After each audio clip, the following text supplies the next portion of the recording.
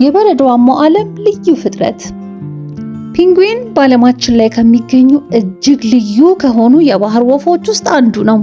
ዋነኛ ልዩነታቸው መብረር አለመቻላቸው ቢሆንም ይህንን ድክመት በመዋኘትና በመጥለቅ በሚያስደንቅ ችሎታ ያካክሱታል። ክንፎቻቸው እንደ ማሽነሪ የሚያገለግሉ ሲሆን በውሃ ውስጥ በሰዓት እስከ 35 ኪሎ ሜትር በፍጥነት መንቀሳቀስ ይችላሉ። ሰውነታቸው ሙሉ ለሙሉ የውሃ ኗሪ እንዲሆን ተስተካክሏል። አጥንቶቻቸው ጠንካራና ከባድ በመሆናቸው በውሃ ውስጥ እንዲሰምጡ ይረዳቸዋል። ላባቸው ደግሞ ውሃ የማይገባቸው እንዲሁም የተደራረበ በመሆኑ ከብርድ ይከላከሉላቸዋል። ፔንግዊን በዋነኝነት በደቡባዊ ንፍቀ ክበብ ይገኛል። ምንም እንኳን ብዙ ፔንግዊኖች ከበረዶማው አንታርክቲካ ጋር ቢዛመዱም የተለያዩ ዝርያዎች ከቀዝቃዛ እስከ ሞቃታማ አካባቢዎች ይኖራሉ። ፔንግዊን ከአካባቢያቸው ጋር የሚስማሙ ልዩ ልዩ ባህሪያት አላቸው።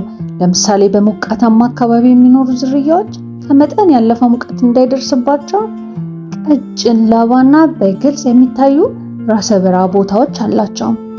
በአንታርክቲካ የሚገኙት ደግሞ ከፍተኛ ቅዝቃዜን ለመቋቋም ጥቅጥቅ ያለ ላባና ወፍራም ስብ ይኖራቸዋል።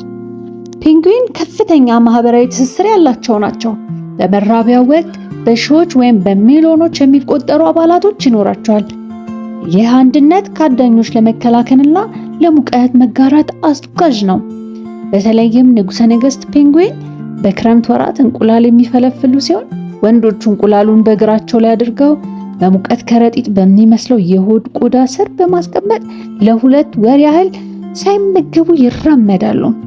በዚህ ጊዜ ሺህ ወንዶች አንድ ላይ ተጣምረው ከክፉ ብርድና ከንፋስ ለመጠበቅ እርስ በርስ በመተሳሰብ ክብ ቅርጽ ፈጥረው ይኖራሉ። ሌላው አስደናቂ ባህሪያቸው ለልጆቻቸው የሚያሳዩት እንክብካቤ ነው። ሁለቱም ወላጆች ምግብን በመዞር ያመጣሉ። ጫጩቶችን ከቅዝቃዜና ከአዳኞች ይጠብቃሉ። ጫጩቶቹም በፍጥነት እንዲያድጉ ሲሉ ክረሽ በሚባል ስርዓት ተሰብስበው ወላጆቻቸው ወደ ባህር ሲሄዱ አንድ ላይ ተጠብቀው ይቆያሉ። በመግባባት ረገድም ፔንግዊን የተለያዩ ድምጾችን ይጠቀማሉ። እያንዳንዱ ፔንግዊን ልዩ የሆነ የራሱ ድምጽ ያለው ሲሆን ይህም በሺዎች ከሚቆጠሩ አባላቶች ውስጥ የራሱን የትዳር ጓደኛ ወይም ልጅ ለይቶ እንዲያውቅ ያስችላቸዋል። በአጠቃላይ ፔንግዊን የባህር ጥበብን የሚሸከም ጸጥ ያለ ተጓዥ ነው። ከሩቅ ሲታይ ጥቁርና ነጭ ልብስ የለበሰ ልዩ መኳንንትን ይመስላል። በረዶን እንደ መንገድ ያውቃል። ባህርን እንደ ቤት ይኖረዋል። ክንፎቹ መብረር አይችሉም። ቢሆንም በውሃ ውስጥ እንደ ቀስት ይወርዳል። ሞገዱን ያቋርጣል። ጥልቁን ይነካል።